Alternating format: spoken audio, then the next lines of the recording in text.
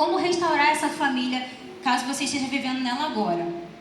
Então, no primeiro tópico, o que é, né? A palavra disfuncional, ela é meio que autoexplicativa. Significa algo que não está funcionando da maneira que deveria. Ou seja, vamos imaginar um carro, por exemplo, que está com um problema mecânico e por essa razão está guardado numa garagem e não anda. Esse carro se tornou um carro disfuncional, porque ele não está funcionando da maneira como ele deveria. Amém? Todos entenderam?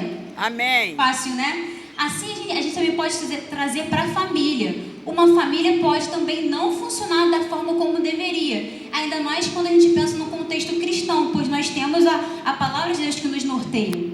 E se a nossa família ela não está alinhada de acordo com os princípios do Senhor, ela acaba se tornando uma família disfuncional, que não funciona da forma como Cristo deseja, acaba não refletindo também a glória de Cristo. Amém? E interessante... deixa eu beber um pouquinho de água, gente, rapidinho. Eu louvei, aí minha garganta está seca dessa. Só um minuto.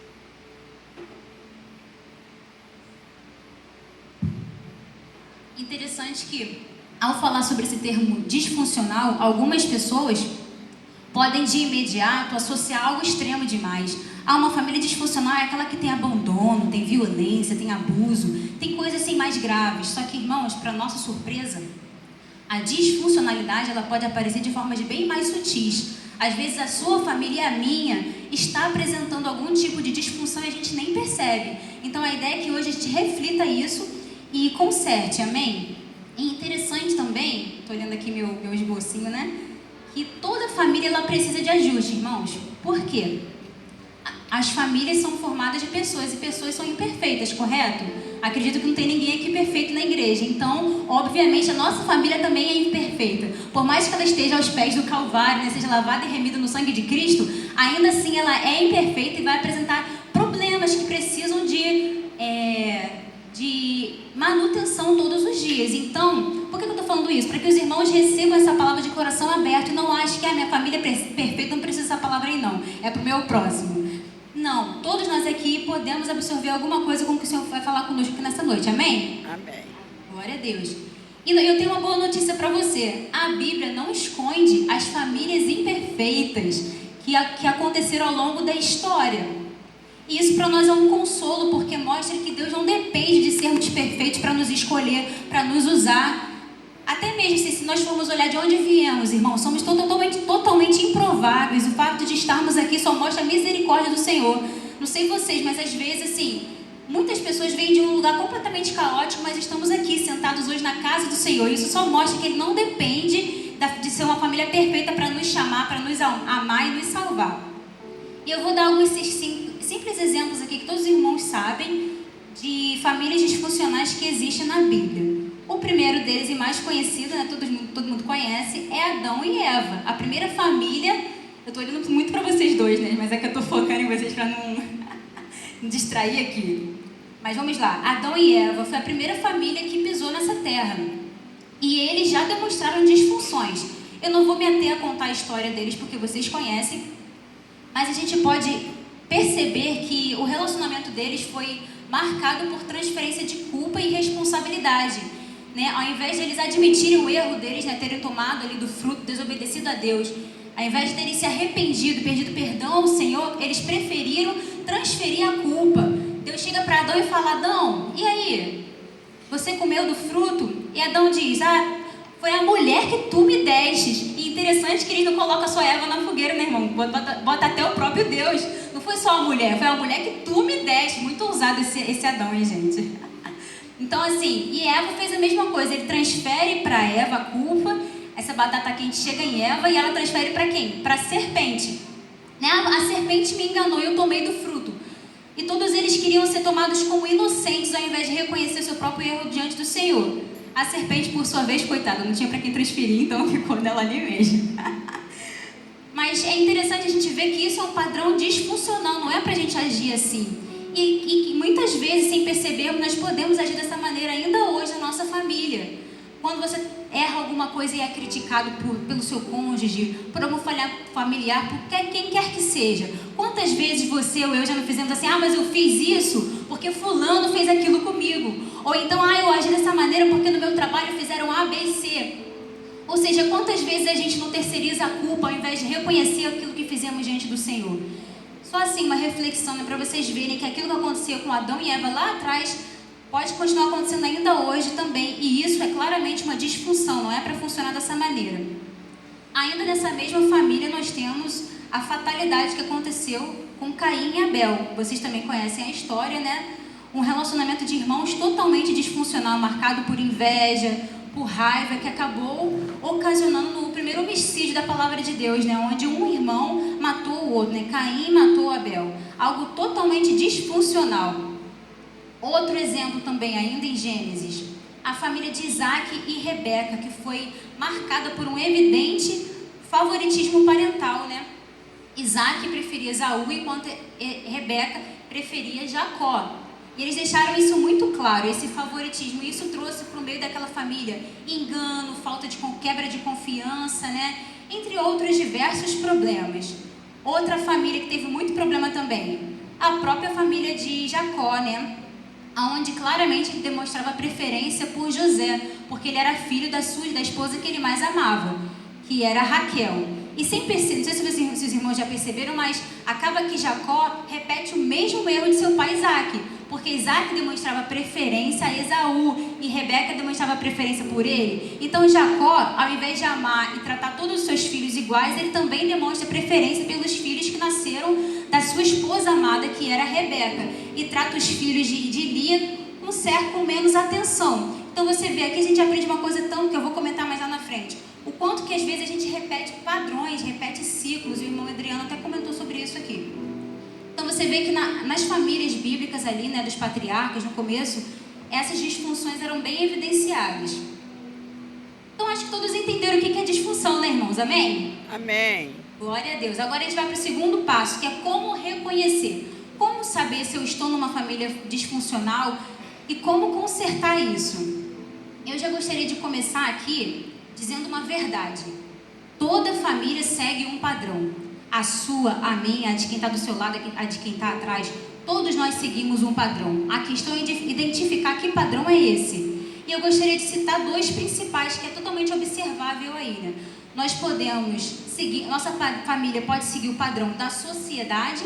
E quando eu digo sociedade, eu não digo no sentido neutro, eu digo no sentido mais negativo mesmo, associando ela ao mundo. Então, quando eu falo sociedade, você entenda que é a forma mundana de agir. Uma família, ela pode seguir padrões mundanos, né? Ou seja, não cristãos, ou ela pode seguir um padrão cristão, baseado na palavra de Deus. E aqui já fica uma reflexão para nós, né? Ao olharmos para a nossa família, será que nós percebemos mais um padrão mundano ou um padrão cristão? Porque isso, irmãos, vai influenciar diretamente se ela é uma família funcional ou disfuncional. Porque a gente sabe que nesse mundo não tem nada que preste, não tem nada que se aproveite. Na verdade, está tudo invertido, né? O certo passou a ser errado, o errado passou a ser certo, está um caos total. A forma mundana de ser não reflete a glória de Cristo. E o Senhor nos convida nessa noite a refletir que tipo de padrão a nossa família tem refletido nesse mundo aí. Eu gostaria até de fazer uma pergunta que é um pouco provocativa. Foi para mim também, creio que será para você. Se hoje um descrente, uma pessoa qualquer aleatória, conviver com você dentro da sua casa, na sua família, durante uma semana, vendo toda a sua rotina, seus hábitos, será que no final dessa uma semana eles podem testificar que a sua família glorifica o Senhor? Que os seus hábitos glorificam o Senhor? Que o seu comportamento, a sua forma de se comunicar com o seu cônjuge, com seus filhos, será que essa pessoa, esse descrente, ao ver a sua dinâmica familiar, reconheceria que Jesus está naquela casa? Eu sei que é uma pergunta provocativa, mas as palavras assim são as que mais nos fazem crescer, né? Se caso você esteja pensando aí e perceba que, tipo, não sei se no final ele reconheceria que Jesus está lá, não. Já é para acender uma luzinha vermelha, irmãos, porque a nossa família, como é que eu vou dizer isso? A família é formada por indivíduos, né? Óbvio. Mas, assim como nós, individualmente, carregamos o nome de Cristo, né? Carregamos o nome da nossa igreja, o nome de Cristo, o nome da nossa empresa, a nossa família também carrega o nome de Cristo. Ela tem que refletir Jesus. E se ela não está refletindo, é porque tem algo errado que precisa ser ajustado. Essa não é a vontade de Deus para nós, né? Nós precisamos que a nossa família tenha muito testemunho de Cristo. E agora que eu vou comentar com os irmãos algumas marcas sutis. Lembra que eu vou falar de coisas que não são muito óbvias. Uma família onde há violência, agressão, é óbvio que ela é disfuncional. Eu vou falar coisas menos óbvias aqui. Então, marcas sutis que tornam uma família disfuncional. Existem diversos, mas eu vou citar apenas 5 principais aqui. E a primeira delas, irmãos, eu diria que eu acho que é uma das coisas que mais tem tornado nossas famílias disfuncional no nosso século, no século 21. Acredito que os irmãos já refletiram sobre isso, tem muitas pessoas falando sobre isso também, que é o excesso de telas, tecnologias e distrações dentro da nossa casa. Ah, Isabel, você vai dizer então que a tela é ruim, é do diabo, algo do tipo? Claro que não, irmãos, a tecnologia ela não é ruim em si. Mas a forma como usamos ela pode determinar se ela vai ser bênção ou maldição na nossa família. E por que o excesso de telas, tecnologia e distrações pode ser um problema e tornar a nossa família disfuncional? Ora, porque isso influencia diretamente no tempo que a gente gasta de vida, de forma geral. E eu gostaria de abrir um parêntese agora aqui para refletirmos sobre o tempo.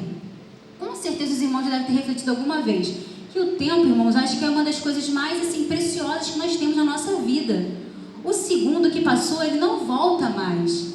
E é interessante que a gente reflita sobre isso com constância, sabe por quê? Moisés diz lá no Salmo 90, não lembro o verso, mas está no Salmo 90, ele fala assim, ó, é um dos meus versículos favoritos da Bíblia: ensina-me a contar os meus dias, para que eu tenha um coração sábio. O que Moisés está querendo dizer? Senhor, ensina-me a contar os meus dias, ensina-me, ajuda-me a saber o quão finito eu sou, o quão breve a minha vida é, para que eu tenha um coração sábio, faça escolhas sábias. Se, por exemplo, irmãos, você soubesse que iria morrer amanhã, por exemplo, amanhã, sei lá, eu duvido que você passaria o dia de hoje assistindo séries Netflix, ou horas rolando o seu feed no Instagram. Eu duvido, porque você sabe que o seu tempo é precioso. E se você vai morrer amanhã, você vai aproveitar o tempo de agora fazendo algo que importa mais, conversando com um ente querido, dizendo que ama as pessoas que estão ao seu redor. Então vocês podem ver por essa breve reflexão que o nosso tempo é o nosso recurso mais valioso. E olha que a gente não tem muito dele sobrando. Se vocês têm uma rotina de um adulto normal brasileiro aqui, a gente sabe que às vezes, em média, a gente tem o quê? 2 a 3 horas livres no dia sobrando, depois trabalhar, comer, arrumar a casa, cuidar de filho. A gente não tem muito tempo sobrando, irmãos. E é interessante que quando existe uma frase clássica, né, que você vai falar com o irmão: ah, irmão, vamos fazer X, Y, Z. Muitas pessoas falam: eu tô sem tempo. Estou sem tempo, não tenho tempo para isso não. Vamos orar algumas horinhas aqui, vamos ler a palavra de Deus, vamos tirar um tempo aqui de devocional. Estou sem tempo. Mas, irmãos, existe também um ditado clássico que eu acredito que todo mundo aqui conhece. Tempo é questão de... Começa com P, alguém sabe? Prioridade. Tempo é questão de prioridade. Ou seja, nós sempre teremos tempo se decidirmos aonde investi-lo. Não existe isso, já não tenho tempo. Você tem que ser honesto e dizer: isso não é uma prioridade para mim. Ler a Bíblia não é uma prioridade para mim, então por isso que eu não estou conseguindo ler. É melhor ser honesto do que ficar se iludindo: não tenho tempo, não tenho tempo. Mas às vezes, sem percebermos, a gente passou 2 horas rolando um vídeo. Então como que a gente não tem tempo? E você pode pensar assim: mas o que isso tem a ver com família? Tudo, irmão, tudo. Por quê? Esse tempo que a gente está desperdiçando com coisas inúteis e tolas está tirando nosso tempo de comunhão, nosso tempo de conversa. Quantas famílias hoje em dia não se reúnem mais à mesa para conversar, para almoçar, para jantar juntas, cada uma no sofá, num quarto, lá no canto, ninguém mais conversa, se reúne. Não sei se os irmãos têm esse princípio, mas eu aconselho muito, tenham esse princípio de se reunirem à mesa, pelo menos uma vez ao dia no almoço, no jantar, para ter aquela troca. Porque acaba que na ausência dessa troca de comunhão, o que acontece? Pessoas que são da mesma família, mas que parece que são extremos desconhecidos dentro da própria casa. Eu sou pai dele, mas não sei a cor favorita dele, não sei o que ele está estudando na escola, não sei qual é o filme favorito dele, não sei nada sobre ele, porque não tem conversa, não tem diálogo. E aí acabam sendo com totais desconhecidos dentro da própria casa, de um mesmo teto. Por causa de quê? Da falta de comunhão que essas tecnologias têm proporcionado na nossa vida. E um outro problema muito grave relacionado às telas e o excesso de tecnologia é o vício em dopamina que elas nos causam. Eu não sei se os irmãos já tiveram a oportunidade de estudar ou ler sobre isso, mas o celular, videogame, qualquer coisa que tenha tela assim, que seja super estimulante, eles ativam no nosso cérebro o sistema de recompensas, o mesmo sistema que viciados em droga, por exemplo, é ativado. Ou seja, é um instrumento extremamente viciante se você não souber usar. Porque aqui você tem uma infinidade de estímulos. É um aparelho, um sistema totalmente hiperestimulante. E o seu cérebro, ele é viciado em prazer, ele gosta de receber prazer. E se você passa horas rolando o feed, assistindo uma Netflix ou qualquer coisa do tipo, você acaba acostumando o seu cérebro a ser hiperestimulado. Então ele está acostumado com um tipo de estimulação, você hiperestimula além do necessário. E você recebe uma descarga de dopamina. Não sei se eu expliquei, mas a dopamina é um neurotransmissor do bem-estar, do prazer, da alegria e tudo mais. Então, por isso que você se sente bem, naquele momento ali, em estar assistindo série, em estar gastando seu tempo dessa maneira. Porque libera no seu cérebro essa descarga de dopamina. Isso é muito prejudicial por diversos fatores. Um deles é porque vicia o seu cérebro. E aí, irmãos, na hora de você ler alguma coisa, é chato, é tediante, porque é desleal você comparar um livro com um celular, totalmente desleal. Porque o prazer que uma tela te proporciona não chega aos pés de um livro.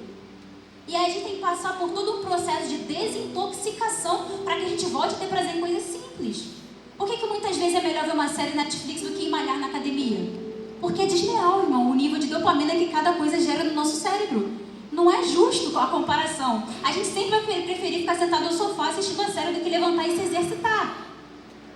Mas, Isabelle, o que isso tem a ver com família? Tudo. Porque tudo isso que eu estou te falando aqui influencia as suas emoções. Você sabia que o excesso de estímulo e o vício em dopamina te deixa mais estressado? Te deixa mais ansioso? Te deixa deprimido? Aí daqui a pouco você se sente mal. Eu tô super mal, hoje eu tô deprimido, hoje eu tô com depressão, tô ansioso, e você não sabe por quê. Mas às vezes é isso aqui, irmãos, é excesso disso na sua vida. Você faz um jejumzinho só para você ver que você vai se sentir melhor. E isso é importante porque influencia na nossa família. Às vezes a gente está sem paciência para lidarmos uns com os outros. Irmãos, não dá para botar 2x na vida real.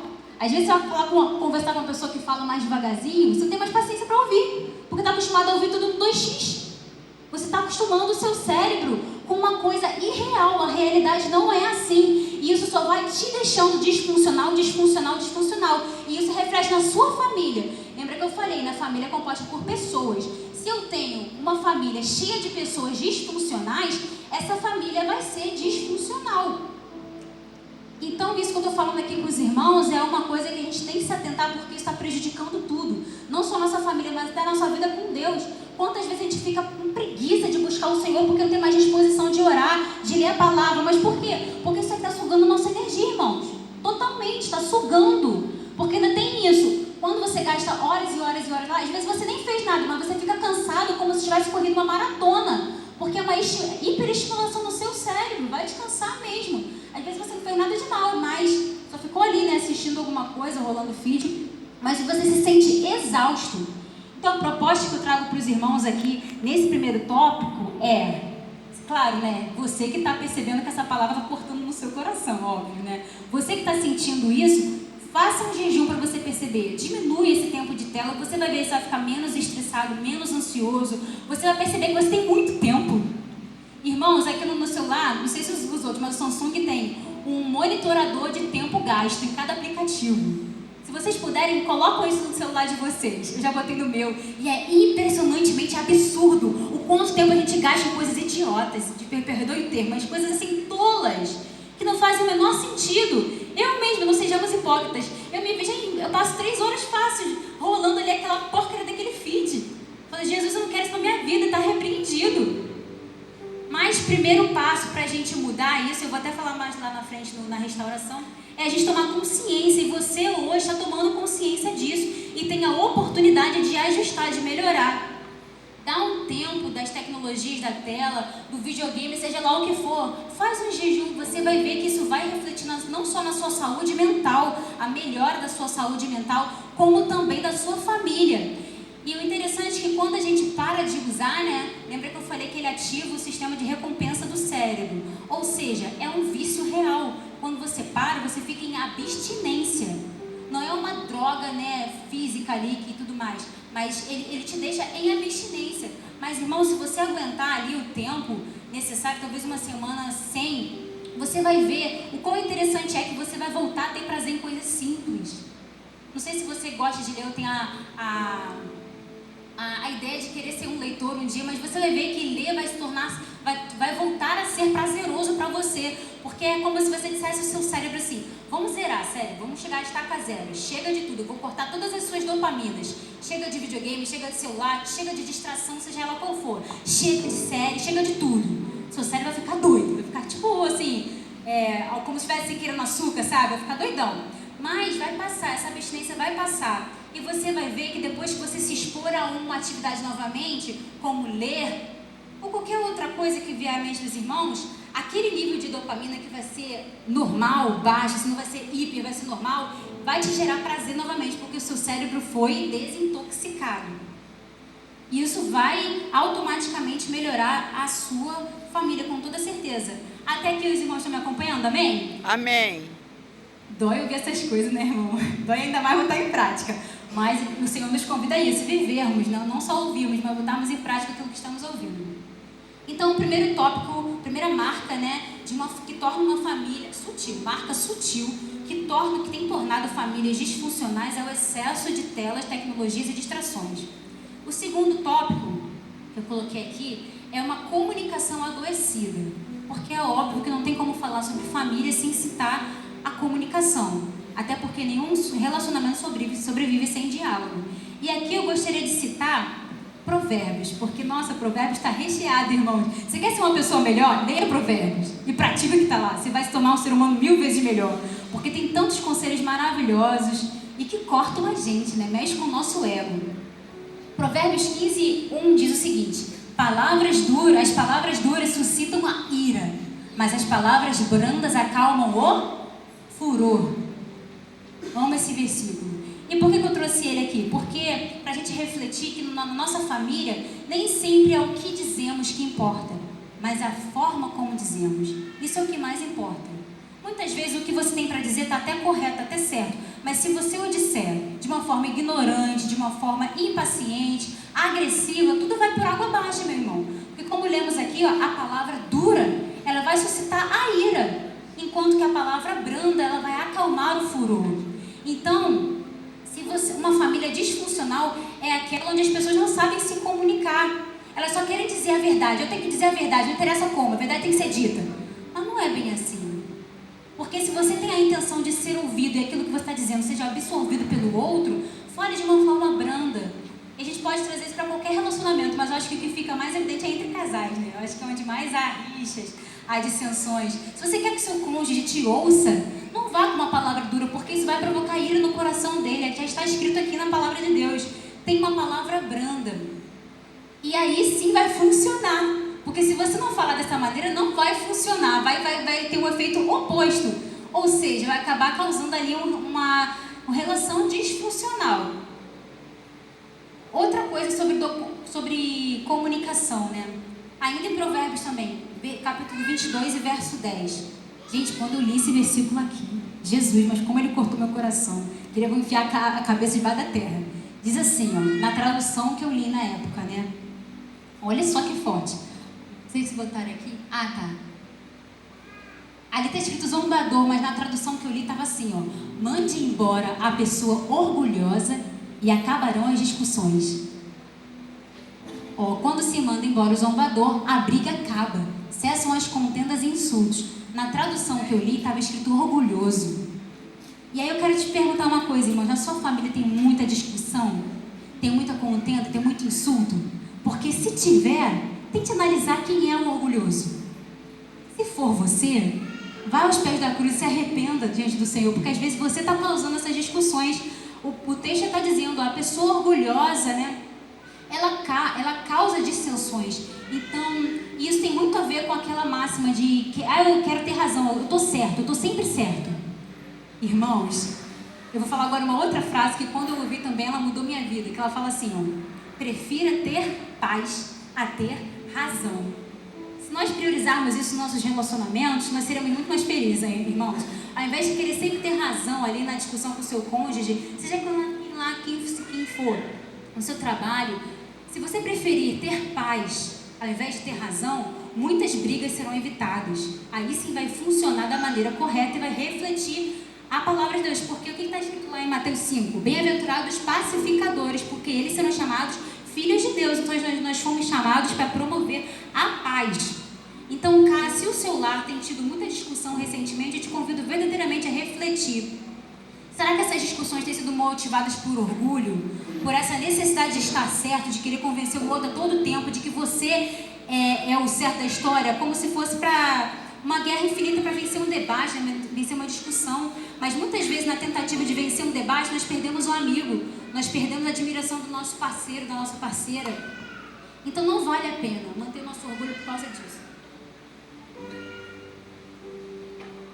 Eita, já acabou a água. Vamos lá para o outro tópico aqui. Ainda falando sobre comunicação adoecida, né? Que é uma marca de uma família disfuncional. Não saber ouvir e receber críticas. Gente, essas coisas eu corto muito comigo, porque eu tenho dificuldade com tudo isso aqui. Mas eu estou aos pés da cruz para Cristo me mudar a cada dia. Meu marido que sabe, tá ouvindo aqui nessa hora. Ele tá aqui agora que está cuidando do bebezinho, né? Aí só veio eu. Mas, irmãos, o primeiro passo para a mudança é a gente reconhecer, né? Eu vou até falar lá. Então, eu já falo desde agora. Eu tenho muita dificuldade com as coisas que estão aqui, mas eu estou buscando mudar em Cristo Jesus. E por que não saber ouvir é um problema que deixa as famílias disfuncionais? Porque, irmãos, a comunicação só funciona se você tiver uma pessoa para falar e uma pessoa para ouvir. Aí ocorre a comunicação. Mas se você não tem alguém que ouça o que você está dizendo, a comunicação não acontece.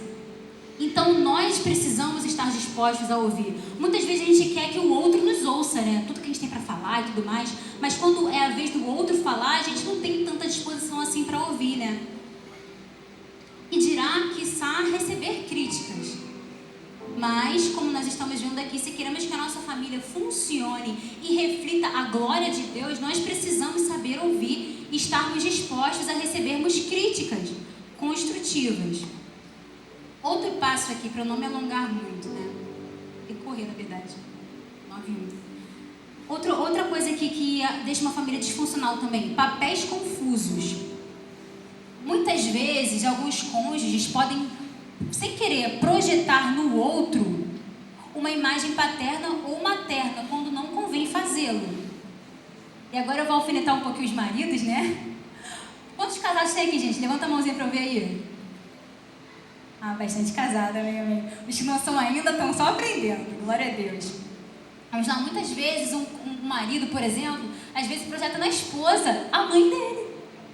Só que, meus amados irmãos em Cristo Jesus, a sua esposa não é sua mãe.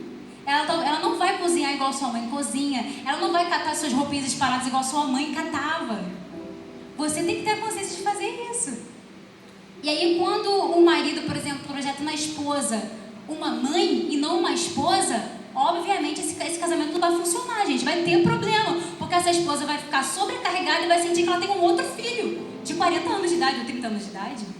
E não é para ser dessa maneira, né? A sua esposa é a sua esposa, a sua auxiliadora, e não a sua mãe. E também agora eu pegar as mulheres, né? Não queira ser mãe dos seus maridos também. Tem mulher que só Jesus, irmãos. Fica dando ordem pro marido o tempo todo. Vai fazer isso, vai tomar banho, vai comer, vai não sei o que lá. Como se fosse uma criança de 5 anos. Se controle. Seu marido é um homem grande, ele sabe fazer as coisas sozinho, pelo amor de Deus. Tô vendo esse irmão rindo aí, hein? Acho que tá cortando alguém. Ai, Jesus. Mas eu tenho que vigiar também, irmão. Às vezes eu chego, ó, isso aqui é uma coisa que me irrita um pouco. Breno, já tá pronto. Gente, não sei se ir na casa de vocês é assim, mas o homem nunca vem quando você fala que tá pronta a comida. Isso me irrita. Eu tenho que ir aos pés da cruz e falar assim, me trata. Aí dá vontade de nem falar que tá pronto mais, porque ele nunca vem na hora que eu falo. Porque a mulher é assim, dá vontade de tipo, tá pronto, Breno, eu quero que ele levante imediatamente e vá comer comigo. Mas não, ele fica ali rolando no computador dele, aí vai aparecer 10 minutos depois, aí eu ameaço, Breno, vou comer sem você. Ele acha que eu tô indo. Então eu tenho que vigiar, tipo assim, um exemplo besta, né? Eu não sou a mãe dele. É claro que ele é grandinho, ele vai vir a hora que tiver que vir, mas eu tenho que ficar cobrando ele nada, porque eu não sou a mãe dele. E é a vida, acho que os irmãos entenderam. Agora, falando uma outra coisa também, que às vezes acontece em relação à mulher, por exemplo, acredito que com o homem também. Às vezes a esposa não teve um pai presente, por exemplo. E aí, sem querer, sem perceber, ela pode projetar no esposo dela o pai que ela não teve. Sabia que isso acontece muito? E aí ela pode se tornar uma esposa obsessiva, ciumenta, que quer o marido só para ela. Por isso que é tão importante a terapia, meus irmãos. Porque você na terapia consegue ter consciência do porquê que você faz o que faz, sabe? Então, por exemplo, às vezes é aquela esposa que o marido quer jogar uma bola com os amigos, já empurra a cara, porque não quer, é ciumento, não quer deixar ele ir, sabe? Às vezes, sem perceber, ela está projetando, às vezes, né, tem várias causas, essa é uma delas, um pai ali, que quer ser presente, quer que cuide dela como se fosse a menininha dele, só que o seu esposo não é o seu pai, ele nunca vai tapar um espaço ali de abandono ou de... Às vezes algum amor que você não recebeu. E se você tratar o seu esposo dessa maneira, isso vai sufocá-lo completamente. Ainda falando sobre papéis confusos, também acontece com os filhos, né? Acho que o irmão Adriano até comentou aqui sobre limites. Filhos que não conhecem limites, eu botei aqui.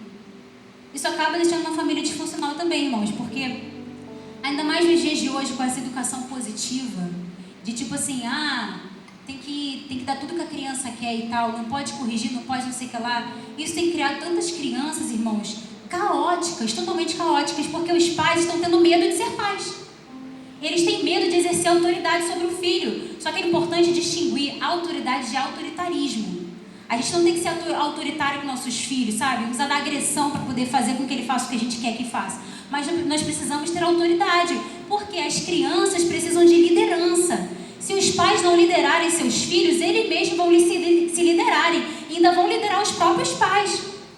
Então, o filho que não conhece limites certamente vai crescer um adulto disfuncional, incapaz de lidar com frustração, incapaz de lidar com não. E muitas vezes a gente ouve por aí, né, alguns pais que falam, por exemplo, porque eu quero que meu filho tenha tudo que eu não tive. Quem já ouviu isso alguma vez? Ou já disse, né? Eu já ouvi muito. Mas sabia, irmãos, que essa ideia ela não é muito boa, porque se você parar para pensar, tudo que você é hoje e que você aprendeu foi por causa das coisas que você passou, das privações que viveu, dos nãos que viveu, dos tombos que tomou. Então, se nós privarmos nossos filhos, por exemplo, de todas as dificuldades que a vida tem, eles vão ficar mimados, irmãos, eles não vão ter limites. Eu não estou dizendo também você largar seu filho de mão e deixar passar por necessidade, não é isso. Mas não queira dar tudo para o seu filho, porque quem tem tudo não valoriza nada. Eita, apareceu frase de Instagram agora, falar de novo. Quem tem tudo não valoriza nada, brincadeira. Mas é verdade. Se as crianças tiverem tudo a todo tempo, elas não vão saber lidar com não. E vocês sabem que o mundo lá fora, ele é cruel. Eles não vão tratar os nossos filhos passando a mãozinha na cabeça, dando tudo de mão beijada. Então nós temos que cuidar dos nossos filhos. É muito legal falar nossos filhos, né? Que agora eu tenho eu posso incluir. Para quem não sabe, eu tenho um bebezinho de 5 meses. Então agora eu posso me incluir nesse assunto. Mas é isso, nós não prepararmos o mundo, o nosso filho, para o mundo lá fora, eles vão sofrer, irmãos, e vão ser adultos disfuncionais que terão famílias disfuncionais. Então, precisamos criar os nossos filhos com limites. E um último tópico dentro aqui de papéis confusos, esse aqui é muito legal. Pais que não dão exemplo. Eita! Quem já ouviu aquela frase? Faço o que eu digo, mas não faço o que eu faço. Quem já ouviu aí? Todo mundo pode levantar a mão, todo mundo conhece que eu sei. Irmãos, essa é a maior mentira que já contaram para nossa família. Isso aqui é um absurdo, sabe por quê? Nossos filhos, eles são péssimos em ouvir nossas palavras, mas eles são excelentes em observar nossas atitudes. Eles são péssimos em te ouvir, não adianta você falar 1000 vezes, mas o que você fizer, isso sim vai entrar no coração deles. Então, uma família disfuncional é marcada por aquele pai e por aquela mãe que fala, fulano, faz isso, mas ele mesmo não faz. Não tem como, irmãos. Não tem como você querer que seu filho leia se você não lê. Não tem como você querer que seu filho estude se ele não estiver estudando. Não tem como você ver o seu filho sendo pontual ou tendo alguma disciplina ali se ele não vê você fazendo aquilo. Na verdade, fazendo às vezes o oposto.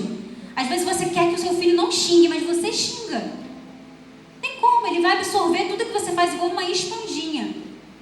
Então, para uma família ser funcional, você pai, você mãe, precisa entender na prática, porque na teoria a gente está cansado de saber, mas na prática você precisa entender que você é o espelho do seu filho e ele vai replicar exatamente tudo o que você fizer. Inclusive, com base nessa verdade, foi que eu comecei a ter, de fato, o hábito de leitura, irmãos. Porque assim, né? Eu acho que as pessoas que leem são super inteligentes. Eu adoro, eu acho lindo. Mas eu nunca consegui. Eu só li a Bíblia, mas outros livros, de forma geral, eu nunca consegui. Mas eu ficava pensando, cara, eu quero muito que o Nicolas, que é o nome do meu filho, leia. Eu ficava pensando, Isabel, então você tem que ler. Ele tem que te ver fazendo isso para que ele faça também. Porque ele vai replicar o seu comportamento. E aí, com essa motivação, irmãos, eu já consegui terminar um livro grandinho e estou terminando meu segundo hoje. A minha pretensão é ler um livro a cada mês, né? E é impressionante, irmãos, a motivação que nossos filhos nos dão para fazer algumas coisas, né? Impressionante, maravilhoso. Mas é isso, irmãos, uma família disfuncional é marcada por pais que não dão exemplo. Lembrem disso, nossos filhos são péssimos em ouvir nossas palavras, mas eles são excelentes em imitar nossas atitudes. Quarto tópico aqui, quarta marca, né, que deixa uma família disfuncional, são as finanças instáveis. Eita, outro tópico, estou mexendo em vespeiro aqui. Por que, irmãos? Por que finanças influencia em uma família ser funcional ou não? Bom, você que é brasileiro assim como eu, sabe o impacto que isso tem na nossa família. Porque um aperto financeiro prejudica o nosso emocional. A gente fica ansioso, fica estressado. Você, pai de família, tem que arcar com as contas, né? Você, esposa também. Sabe que quando as coisas estão apertadas financeiramente é muito difícil, irmãos. Assim, ficar bem. Às vezes você fica super estressado. E é claro que existem circunstâncias do nosso país que às vezes impedem que a gente tenha uma vida financeira mais estável. Mas existem também muitos hábitos negativos que às vezes eu e você temos na nossa família que está prejudicando a vida financeira da nossa família e, consequentemente, os nossos relacionamentos. Eu vou falar de alguns brevemente aqui, ó. Falta de planejamento financeiro, no caso, né? Eu não estou falando sobre você usar uma planilhinha de Excel. Pode usar também, eu particularmente adoro. Eu não vivo sem planilha, gente. Amo uma planilha de Excel para botar meus gastozinhos lá.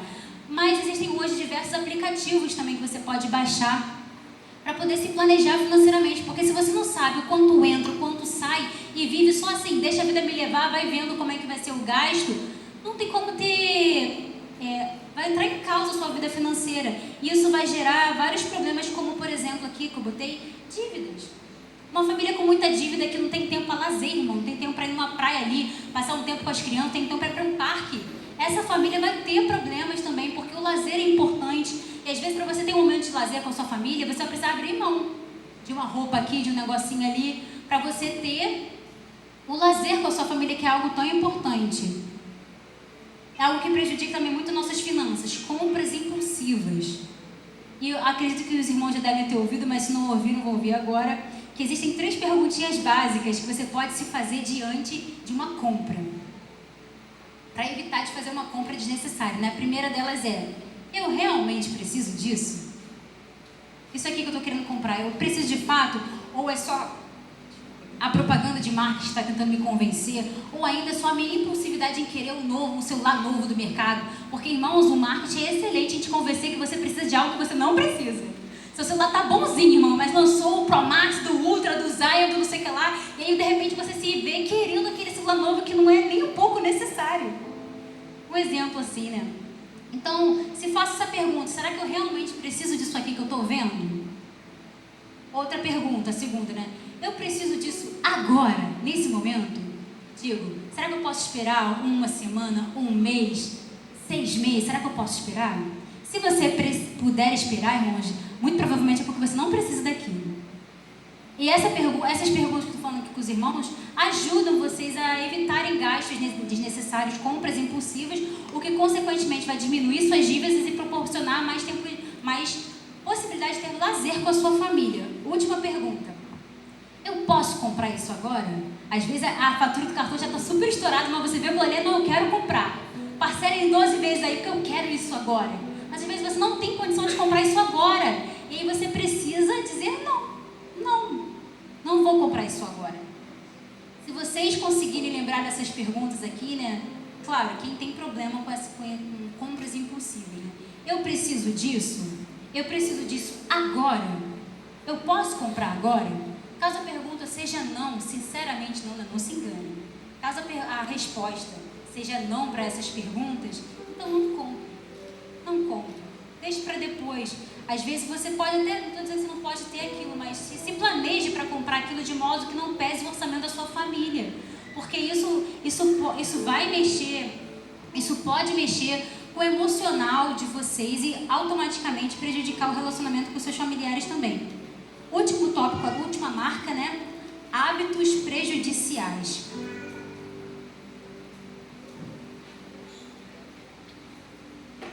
E aqui em hábitos prejudiciais, eu gostaria de falar, tem mais coisa, mas eu vou resumir aqui por causa do tempo. A negligência do sacerdócio do lar. Irmãos, não tem como a nossa família funcionar da forma como ela deve funcionar se nós não priorizarmos Cristo dentro dela. Se nós negligenciarmos o sacerdócio, né? A necessidade de educar os nossos filhos na presença de Deus, a ideia de fazer cultos no lar, né? De alguma maneira influenciar a nossa família a buscar mais o Senhor. Porque não adianta, nós não podemos depender só da igreja, irmãos, para buscarmos o Senhor. Nós precisamos buscar Cristo em casa também. Porque se nós negligenciarmos essa busca dentro do nosso próprio lar, talvez a igreja não será suficiente para manter o seu filho na presença de Deus. Talvez nem a igreja será suficiente para manter você na presença de Deus. Porque como o pastor fala aqui, acho que ele falou no retiro, eventos não mantém ninguém na presença do Senhor. O que mantém? Relacionamento. E relacionamento é construído no dia a dia. Então nós precisamos ter relacionamento com o Senhor dentro da nossa casa. E lembra que eu falei que nossos filhos imitam o que a gente faz? Se seus filhos te virem orando, buscando o Senhor, irmãos, eles estão te vendo no caminho. O versículo de Provérbio é esse: ensina o teu filho não é no caminho que ele deve andar, e quando crescer não se desviará. Não é para você chegar e falar, fulaninho, vai por ali, por ali, por ali. É para você ir por ali, por ali, por ali. E aí, quando ele te ver no caminho, ele vai te imitar e seguir os teus passos também.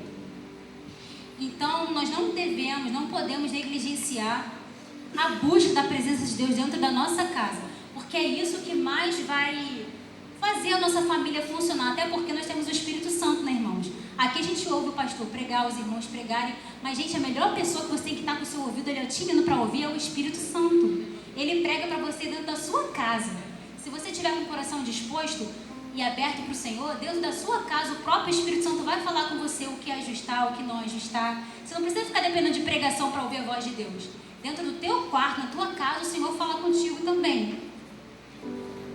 E aí, indo para o terceiro tópico aqui, para não demorar, como restaurar?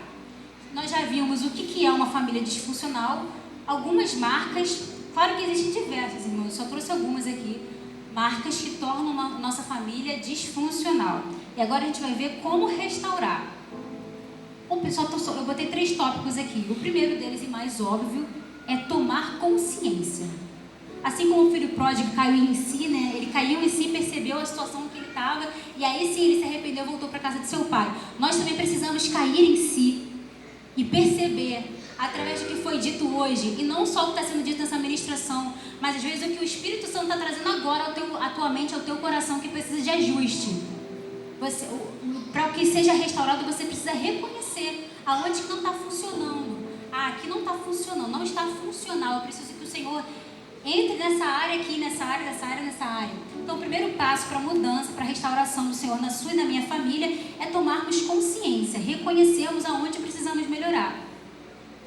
E essa parte aqui parece simples, mas as pessoas orgulhosas têm dificuldade dessa parte aqui, tá? Muita dificuldade. Porque o orgulhoso, ele acha que está perfeito. Não tenho dificuldade nenhuma, não. Isso aí não se aplica para mim, não. Na minha família não tem nenhuma dificuldade. Então, para ouvir isso aqui, alguns irmãos podem dizer, isso aí é super fácil de fazer. Mas para algumas pessoas não é tão fácil assim, não. Segundo passo aqui, eu botei responsabilidade. Depois que você toma consciência, você percebe onde está o problema, você tem que assumir a responsabilidade de ajustar e mudar o que for preciso. Tornar-se responsável mesmo, sem ficar terceirizando igual Adão e Eva fez. Mas meu marido tem que fazer aquilo, minha esposa tem que fazer aquilo, meus filhos têm que ser assim. Não, comece por você. Assuma a responsabilidade de ajustar e mudar o que precisa ser mudado na sua casa, na sua família. Eu botei uma frase aqui que eu amo, sou cheia de frases de efeito, irmãos. Antigamente tinha um quadrinho assim, eu botava um monte de frases lá que eram como se fossem âncoras para minha alma. Eu lia aquelas frases, elas me traziam verdades que me fortaleciam na fé. E essa frase aqui, ela é cortante demais. Ela diz o seguinte, olha que forte. A mudança que tanto queremos, muitas vezes está na renúncia que não fazemos. Eita, é forte. Vou falar de novo, hein? A mudança que nós tanto queremos, muitas vezes está naquela renúncia, aquela renúnciazinha que a gente não quer fazer. Por isso que não muda. Não tem, se você se mantém o mesmo sempre, como que você vai ter resultados diferentes? Então, por exemplo, às vezes eu quero muito uma vida financeira melhor, mas eu não quero renunciar aos gastos. Não quer parar de gastar com besteira, com lanche, com não sei o quê. Não quer. Às vezes eu quero me comunicar melhor com os meus familiares, com o meu cônjuge, mas eu não quero renunciar ao meu orgulho de engolir seco aquilo que eu acho que tem que responder e querer sempre ter razão. Então, muitas vezes, nós precisamos renunciar para começar, a partir dali, uma mudança. Eu sei que não é confortável, mas convenhamos que muitas vezes a zona de conforto em que nós estamos já está muito desconfortável. É uma zona de conforto falsa, porque muitas vezes essa zona de conforto é totalmente desconfortável. Então é melhor sair logo dela e rumo a uma mudança. Terceiro tópico que eu coloquei aqui é cooperatividade. Olha que forte. A mudança que eu quero no outro deve começar por mim. Porque, irmão, você não tem gerência sobre o outro, sobre o que o outro faz. Não tem. Mas você tem gerência sobre si mesmo. Você não tem como controlar o que o outro pensa, o que o outro fala. Mas você tem como controlar o que você pensa, o que você fala. Isso é uma coisa super interessante. O que você fala tem poder de impactar o outro também. Inclusive, tem um verso aqui no Novo Testamento sobre a esposa que é casada com um descrente, por exemplo. O texto diz que é para ela, através das suas ações, agir como cristã, porque ela vai ganhar o seu marido através das suas ações. Então você vê que a Bíblia já mostra o quanto que o nosso comportamento tem poder de mudar a nossa família, o nosso cônjuge, os nossos filhos. Então a mudança que você quer na sua casa, o que você precisa fazer na sua casa, pode e deve começar por você. É você que está aqui ouvindo essa palavra. Então é você que tem que aproveitar isso que o Senhor está te falando. E outra, não ficar só na oração, né?